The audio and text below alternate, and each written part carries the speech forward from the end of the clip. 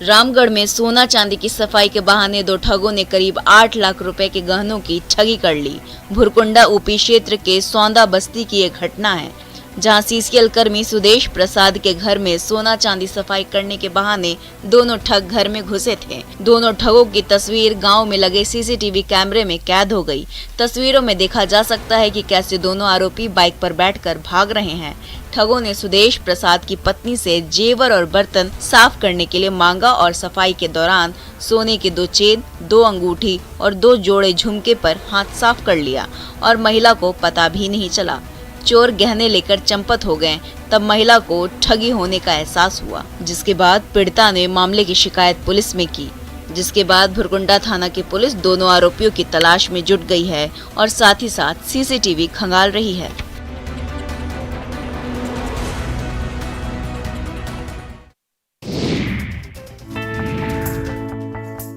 महंगी और लग्जरी गाड़ियां लेनी है और आप ज्यादा पैसे खर्च नहीं करना चाहते तो थोड़ा इंतजार कर लीजिए, क्योंकि शराबबंदी कानून के तहत गोपालगंज में जब्त किए गए वाहनों की नीलामी जल्द ही होने वाली है। शराब की तस्करी में जब्त इन गाड़ियों को उत्पाद विभाग की टीम जिला प्रशासन के सहयोग से नीलाम करने की तैयारी में है, जिसके लिए 27 सितंबर का दिन तय हुआ है। नीलामी प्रक्रिया में महंगे दाम की बाइक और कार सहित कुल 98 गाड़ियों को बेचने की तैयारी है। शराब में जब्त किए गए वाहनों की कीमत बेहद कम रखी गई है, ताकि आम आदमी भी आसानी से सस्ते रेट में इन गाड़ियों को खरीद सके।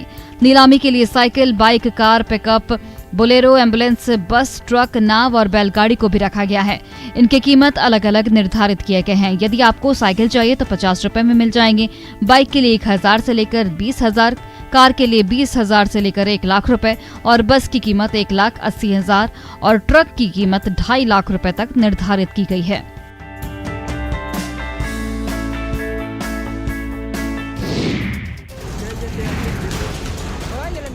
बेगूसराय में बुधवार की देर शाम एक बड़ा हादसा टल गया। बरौनी प्लाग रेलवे गुमटी पर रेलवे फाटक खुला रहा और मालगाड़ी आ गई।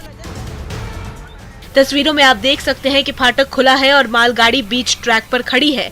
रेलगाड़ी को देखकर गेटमैन दौड़ा और गाड़ी को लाल झंडा दिखाकर रोक दिया। एक तरफ से ट्रेन आ रही थी तो दूसरी तरफ लोग ट्रैक पर आना जाना कर रहे थे। वहीं स्थानीय लोग इस घटना के बाद आक्रोशित हो गए और रेलवे पर लापरवाही का आरोप लगाया। इस घटना में पूछे जाने पर एक तरफ जहां गेटमैन ने बताया कि उन्हें ट्रेन आने की सूचना नहीं दी गई थी, तो वहीं ट्रेन के चालक ने मेमो मिलने के बाद ही ट्रेन बढ़ाने की बात कही। फिलहाल गलती जिसकी भी हो, लेकिन रेल कर्मियों की वजह से आज एक बड़ा हादसा हो सकता था, जो समय रहते टल गया। चूक कहां से हुई ये तो जांच के बाद ही पता चल पाएगा, लेकिन ऐसी घटना फिर ना हो ये रेलवे को सुनिश्चित करना चाहिए।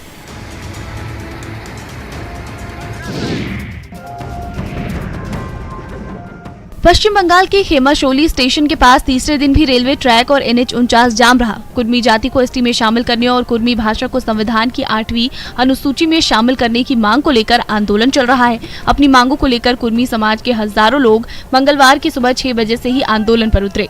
इससे रेल रूट और हाईवे से होकर गाड़ियों का आना जाना बाधित हुआ। हाईवे पर सैकड़ों वाहन खड़े रहे। अनेक यात्री बसें भी जाम में फंसी रहीं और यात्री काफी परेशान रहे। इधर आंदोलनकारी ट्रैक और हाईवे पर सोए रहे और डांस करने लगे। रांची से कोलकाता चलने वाली अनेक बसें जाम में फंस गईं। वहीं समाज के लोगों द्वारा अपनी मांगों को लेकर किए जा रहे आंदोलन से जनजीवन अस्त व्यस्त हो चुका है। आंदोलन की वजह से झारखंड से बंगाल आने जाने वाली ट्रेनें बाधित हैं और पूरा जनजीवन अस्त व्यस्त हो गया है। कुर्मी समाज के लोगों का आरोप है कि बंगाल की सरकार ने अब तक वार्ता के लिए कोई पहल नहीं की है। ऐसे में आंदोलन उग्र होने की आशंका है।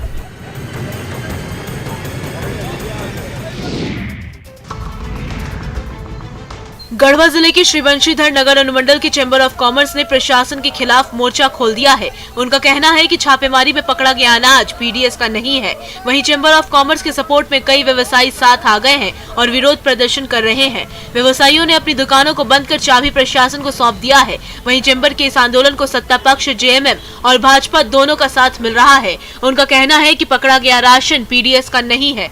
दरअसल नगर उटारी थाना क्षेत्र में कुछ दिन पहले विभाग ने बड़ी कार्रवाई करते हुए PDS का गेहूं पकड़ा था। साथ ही दुकान के संचालक के खिलाफ मामला भी दर्ज किया था। वहीं दुकान के संचालक का कहना है कि उसने अनाज से संबंधित सभी कागजात दिखाए थे, जिसके बाद भी उसके खिलाफ FIR दर्ज की गई। मामले पर नाराज चैम्बर के अध्यक्ष ने कहा कि प्रशासन हमें बताए कि क्या बेचना है और क्या नहीं। चेंबर के इस आंदोलन को सत्ता पक्ष तो समर्थन कर ही रहा है, वहीं विपक्ष भी समर्थन करता नजर आ रहा है।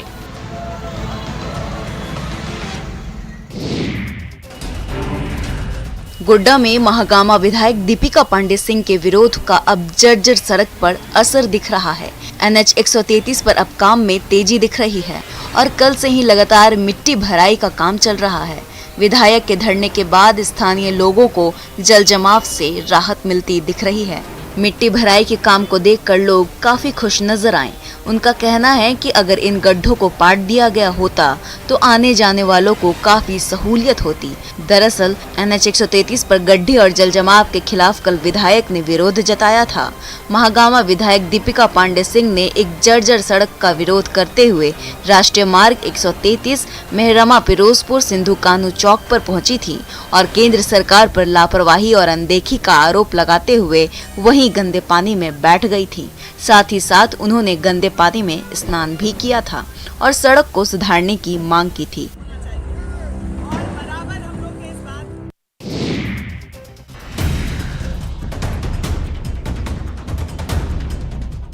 झारखंड में नेशनल हाईवे की बदहाली राजनीतिक विरोध का नया मुद्दा बनता जा रहा है।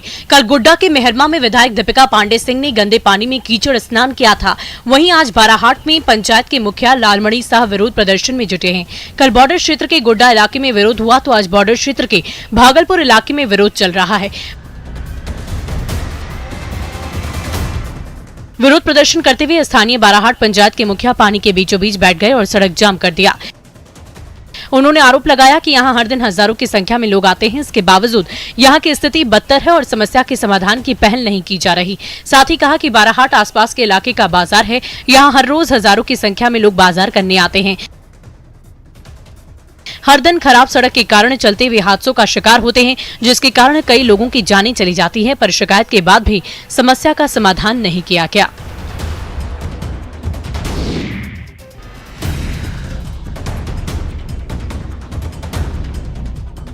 गोपालगंज में सदर अस्पताल के पैथोलॉजी कर्मी मरीजों से गलत व्यवहार कर रहे हैं, जिसका वीडियो सोशल मीडिया में वायरल हो रहा है। वायरल वीडियो में पैथोलॉजी कर्मी अस्पताल में भर्ती मरीजों से सैंपल लेने के लिए उनके बेड तक नहीं जाते, मरीज ही उनके पास जाने को मजबूर हैं। मरीजों की हालत खराब होने के बाद भी लैब स्टाफ उनके पास नहीं आ रहे, जबकि नियम यह है कि इमरजेंसी वार्ड में भर्ती मरीजों को बेड पर ही पैथोलॉजी कर्मी को आकर सैंपल लेना होता है। लेकिन परिजनों की गुहार लगाने के बाद भी कर्मियों ने ब्लड सैंपल नहीं लिया और पैथोलॉजी केंद्र तक मरीज को आने के लिए मजबूर किया, जिसके बाद हाथ में सलाइन की बोतल के साथ मरीज लड़खड़ाते कदमों से चलती हुई सैंपल देने पहुंची। परिजन मरीज को संभालते नजर आए। अस्पताल की लापरवाही का वीडियो सामने आया है। वीडियो के वायरल होने के बाद डीएम ने सिविल सर्जन के मामले की जांच के निर्देश दिए। साथ ही मरीजों के साथ स्वास्थ्य कर्मियों के व्यवहार में बदलाव करने की नसीहत दी है।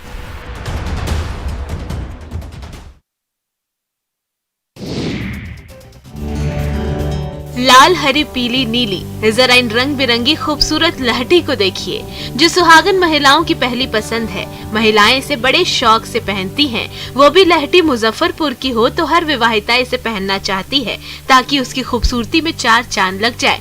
दरअसल मुजफ्फरपुर की लीची के बाद अब मुजफ्फरपुर की लहठी भी विश्व स्तर पर पहचान बना रही है।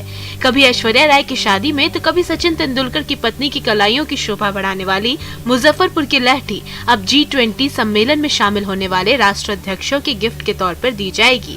दरअसल इस बार G20 सम्मेलन में भारत अग्रणी भूमिका निभा रहा है। ऐसे में बिहार में भी वन डिस्ट्रिक्ट वन प्रोडक्ट के रूप में कई प्रोडक्ट का चयन किया गया है, जिसे G20 के सम्मेलन में भेजा जाएगा। वहीं इसमें मुजफ्फरपुर से लहठी का चयन किया गया है।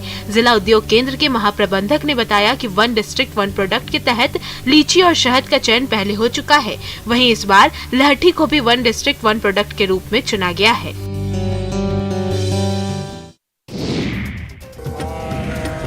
प्रधानमंत्री नरेंद्र मोदी के जन्मदिन पर बीजेपी सेवा पखवाड़ा मना रही है। 2 अक्टूबर तक बीजेपी की तरफ से हर रोज कुछ न कुछ कार्यक्रम आयोजित हो रहे हैं। कल शाम मुंगेर के महेशपुर गंगा घाट पर बीजेपी नेताओं ने महाआरती का आयोजन किया, जिसका उद्घाटन नेता प्रतिपक्ष विजय सिन्हा ने किया। गंगा आरती के बाद भक्ति जागरण का आयोजन किया गया, जिसमें कई कलाकारों ने अपनी प्रस्तुति दी। गंगा आरती में दूर दराज से आए हुए कलाकारों ने भक्ति जागरण कार्यक्रम के तहत उपस्थित ग्रामीणों को मंत्र मुग्ध कर दिया। गंगा महाआरती के दौरान लोग गंगा मैया की भक्ति में लीन हो गए। इंसान तो क्या जानवर भी इस जागरण में भक्ति में लीन हो गए। जैसे इस घोड़े को ही देख लीजिए, जो ढोल मंजीरे की थाप सुनकर भक्ति में लीन हो गया है और डांस भी कर रहा है। गंगा किनारे मौजूद इस घोड़े के डांस को देखकर सभी मंत्रमुग्ध हो गए। आपको बता दें कि नरेंद्र मोदी के 72वें जन्मदिन पर पूरे देश में सेवा पखवाड़ा मनाया जा रहा है। इसी के तहत इसी का आयोजन किया गया, जिसमें बीजेपी के कार्यक्रम में बड़ी संख्या में स्थानीय लोग शामिल हुए।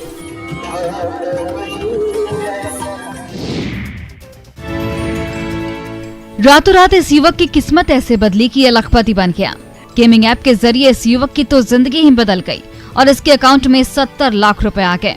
ये कहानी भोजपुर के चरपोखरी प्रखंड के ठाकुरी गांव की है, जहां ग्रेजुएशन के फर्स्ट पार्ट में पढ़ने वाले 19 साल के युवक सौरभ ने गेमिंग ऐप के जरिए 1 करोड़ रुपए जीते। जब युवक को 1 करोड़ जीतने का मैसेज आया तो उसकी खुशी का ठिकाना नहीं रहा। फिर युवक ने अपना अकाउंट चेक किया, जिसमें उसने 70 लाख रुपए देखे, जबकि 1 करोड़ रुपए में से 30 लाख रुपए बतौर एंटरटेनमेंट टैक्स के रूप में काटे जा चुके थे। 1 करोड़ रुपए जीतने के बाद से ही सौरभ और उसके परिवार के लोग बेहद खुश हैं। वहीं उसके किसान पिता भी बेटे की जीत के बाद काफी खुश नजर आ रहे हैं। सौरभ के घर पर बधाई देने वालों का तांता लगा हुआ है। सौरभ ने बताया कि गेम खेलने के दौरान वो कई बार हजारों रुपए जीत चुका है और बहुत से पैसे हार भी चुका था। सौरभ के मुताबिक मंगलवार को भी वो गेम खेल रहा था, तभी गेम खत्म होने के बाद उसके पास 1 करोड़ रुपए जीतने का मैसेज आया।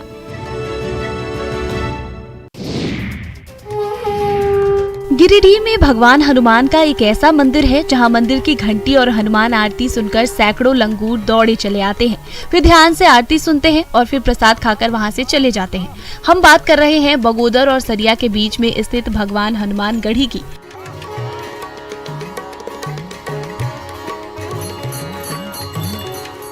यहाँ भगवान हनुमान की अलौकिक प्रतिमा गुफा के अंदर मौजूद है। यह मंदिर प्रकृति की गोद में बसा है। इसके अगल बगल पहाड़ हैं, जिसमें सैकड़ों की संख्या में लंगूर रहते हैं और जैसे ही मंदिर में घंटी बजती है या आरती की जाती है तो यहाँ पर रहने वाले लंगूर झटपट मंदिर पहुँच जाते हैं और पूजा में शामिल होते हैं। मान्यता है कि यहाँ बहुत पहले एक साधु रहा करते थे, जो दूधिया बाबा के नाम से प्रसिद्ध थे। वे मंदिर की गुफा से होते हुए नीचे जाते थे, जहाँ बहुत बड़ा तालाब है। वे वहीं स्नान करते थे और फिर पूजा अर्चना करते थे। उनकी मौत के बाद गुफा बंद हो गई। यहाँ आने वाले श्रद्धालु हनुमान की भक्ति देखकर दंग रह जाते हैं।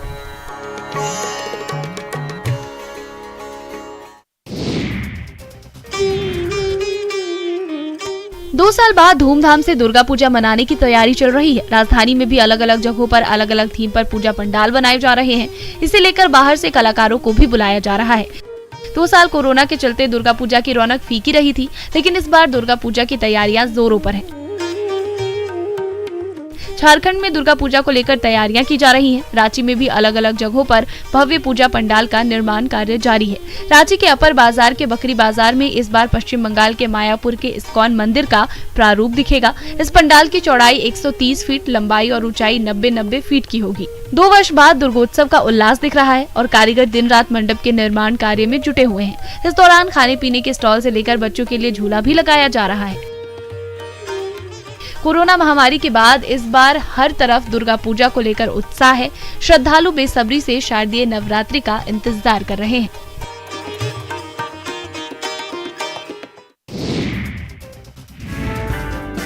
राजधानी रांची और आसपास की घाटियों में लंबी घास पर खिले रुई जैसे काश के फूल लोगों को आकर्षित कर रहे हैं।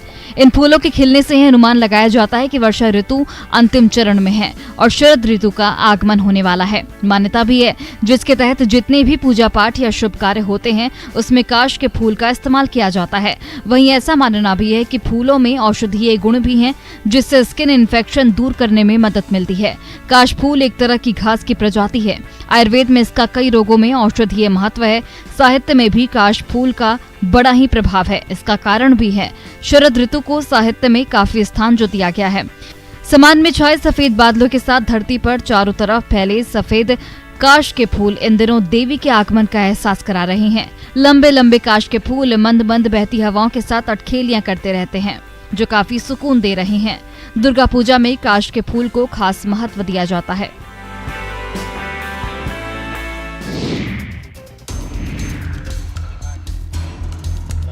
बनारस में गंगा के बाद बगहा के हरहा नदी में मिली सकरमाउथ कैटफिश मछली ने लोगों को हैरत में डाल दिया है। बुधवार की सुबह बनचहरी गांव के समीप हरहा नदी में मछली मारने के दौरान सकरमाउथ कैटफिश मछुआरे के जाल में फंसी। अजीबोगरीब मछली मिलने के बाद मछली को देखने के लिए लोगों का तांता लग गया। दरअसल ये मछली हजारों किलोमीटर दूर दक्षिण अमेरिका की अमेजन नदी में पाई जाती है। सकरमाउथ कैटफिश दक्षिण अमेरिका में पाई जाने वाली मांसाहारी मछली है। मूल रूप से दक्षिण अमेरिका की अमेजन नदी में ये मछली पाई जाती है। देखने में काफी खूबसूरत ये मछली मांसाहारी होती है सकरमाउथ कैटफिश, लेकिन ये नदी की परिस्थिति तंत्र के लिए बहुत बड़ा खतरा है, क्योंकि ये मछली मांसाहारी है और आसपास के जीव जंतुओं को खाकर जिंदा रहती है। इस वजह से ये किसी महत्वपूर्ण मछली या जीव को पनपने नहीं देती, जबकि इस मछली की खुद की फूड वैल्यू कुछ नहीं, क्योंकि ये बिल्कुल बेस्वाद होती।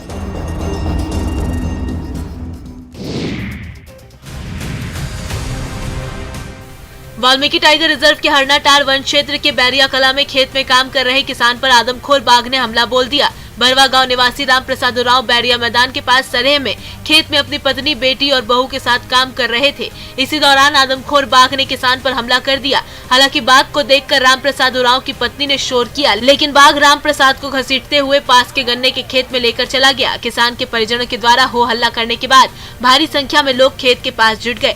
लोगों की भारी भीड़ मौके पर जमा हो गई थी और बाघ राम प्रसाद के शव को लेकर गन्ने के खेत में डेरा जमाए हुए था, जिससे ग्रामीण काफी डरे हुए थे। ग्रामीणों के शोर मचाने के बावजूद बाघ शव को ले गया। आप देख सकते हैं कि कैसे मौके पर चीख पुकार मची हुई है। मृतक की पत्नी रो रही है, परिजन आंसू बहा रहे हैं। 15 दिनों के अंदर बैरिया गांव में बाघ के शिकार की ये दूसरी घटना है।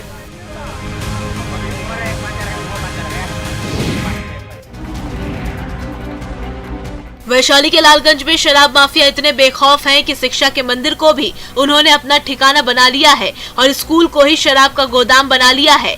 यहाँ एक स्कूल से पुलिस ने 140 कार्टून शराब बरामद की है। घटना लालगंज थाना क्षेत्र के खांजा हाचक वृंदावन गांव के उच्च विद्यालय की है।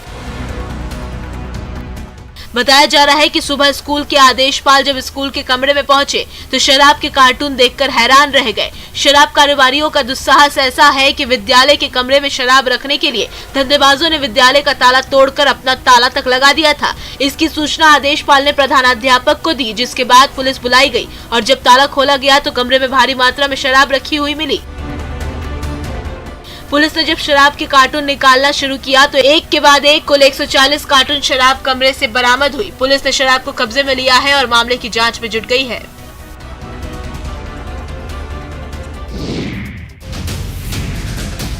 गुमला पुलिस ने नक्सली संगठन जेजेएमपी के एरिया कमांडर विजय उरांव उर्फ अमृत जी और उसके सहयोगी बादल लोहरा को गुप्त सूचना के आधार पर हथियार के साथ गिरफ्तार कर लिया है। गिरफ्तार नक्सली सिसई प्रखंड के पूसो थाना क्षेत्र में जल नल योजना और आसपास चल रहे विकास कार्य के स्थल के पास कुछ संदिग्ध लोगों के साथ मिलकर ठेकेदार से लेवी वसूलने की कोशिश कर रहा था। इस बारे में सूचना प्राप्त होने पर पूसो थाना प्रभारी सत्येंद्र गुप्ता ने मामला दर्ज कर वरीय पदाधिकारी को सूचना दी।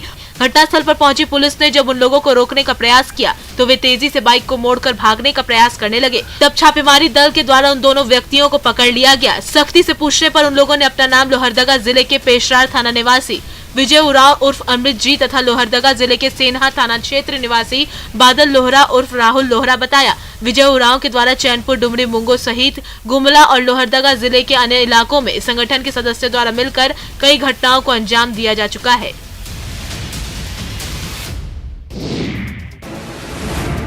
बोकारो सदर अस्पताल से बेहद ही शर्मनाक और हैरान करने वाली एक तस्वीर सामने आई है।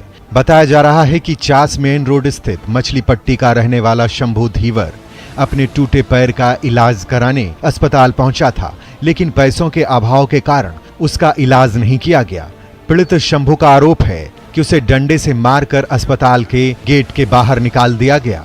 शंभू ने बताया कि उसके माता पिता नहीं हैं और कुछ दिन पहले कुछ लोगों ने उसके साथ मारपीट कर उसके दोनों पैरों को तोड़ दिया, जिसके बाद किसी ने 108 एम्बुलेंस को सूचना देकर उसे बोकारो सदर अस्पताल भेज दिया, जहां बेहतर इलाज के लिए शहीद निर्मल मेडिकल कॉलेज हॉस्पिटल भेज दिया गया, जहां 3 सितंबर को उसे भर्ती किया गया और उसके पैर की सर्जरी करने की बात कही गई, लेकिन पैसे नहीं होने के कारण उसे जबरदस्ती वहां से निकाल दिया। अब पीड़ित टूटे पैरों के साथ इलाज के लिए दर दर भटक रहा है।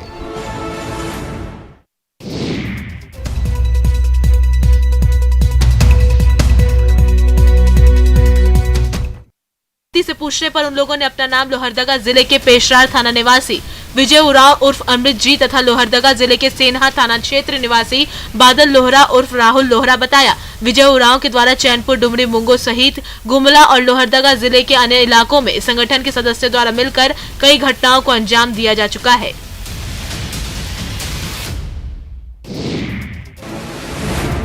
बोकारो सदर अस्पताल से बेहद ही शर्मनाक और हैरान करने वाली एक तस्वीर सामने आई है। बताया जा रहा है कि चास मेन रोड स्थित मछली पट्टी का रहने वाला शंभू धीवर अपने टूटे पैर का इलाज कराने अस्पताल पहुंचा था, लेकिन पैसों के अभाव के कारण उसका इलाज नहीं किया गया। पीड़ित शंभू का आरोप है कि उसे डंडे से मारकर अस्पताल के गेट के बाहर निकाल दिया गया। शंभू ने बताया कि उसके माता पिता नहीं हैं और कुछ दिन पहले कुछ लोगों ने उसके साथ मारपीट कर उसके दोनों पैरों को तोड़ दिया, जिसके बाद किसी ने 108 एम्बुलेंस को सूचना देकर उसे बोकारो सदर अस्पताल भेज दिया, जहां बेहतर इलाज के लिए शहीद निर्मल मेडिकल कॉलेज हॉस्पिटल भेज दिया गया, जहां 3 सितंबर को उसे भर्ती किया गया और उसके पैर की सर्जरी करने की बात कही गई, लेकिन पैसे नहीं होने के कारण उसे जबरदस्ती वहां से निकाल दिया। अब पीड़ित टूटे पैरों के साथ इलाज के लिए दर दर भटक रहा है।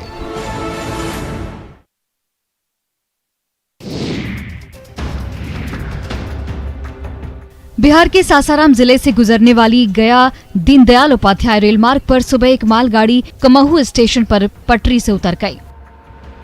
मालगाड़ी की पटरी से उतरने के बाद गया दीनदयाल उपाध्याय रेल मार्ग बाधित हो गया। बताया जा रहा है कि करीब सुबह 6 बजे यह हादसा हुआ है। हालांकि इस हादसे में कोई हताहत नहीं हुआ है, लेकिन ट्रेनों का आवागमन काफी देर तक बाधित रहा। रेलकर्मी राहत और बचाव कार्य में लगे रहे। गनीमत रही कि इस हादसे में किसी भी तरह के जान माल का नुकसान नहीं हुआ। हादसे की कई तस्वीरें भी सामने आई हैं, जिसमें देखा जा सकता है कि डिब्बे के पार्ट्स पुर्जे इधर उधर बिखर गए हैं। बताया जा रहा है कि करीब सुबह 6:30 बजे अपलाइन पर तेज गति से जा रही मालगाड़ी कुमहू स्टेशन पर अचानक पटरी से उतर गई। तेज आवाज के साथ ट्रेन के करीब 20 डिब्बे पटरी से उतर गए। रेलकर्मी मौके पर पहुंचे तो देखा कि डिब्बे ट्रैक पर इधर उधर बिखरे हुए थे। तुरंत उच्च अधिकारियों की टीम सासाराम और डेहरी रेलवे स्टेशन से मौके पर पहुंच गए और बचाव कार्य में लग गए।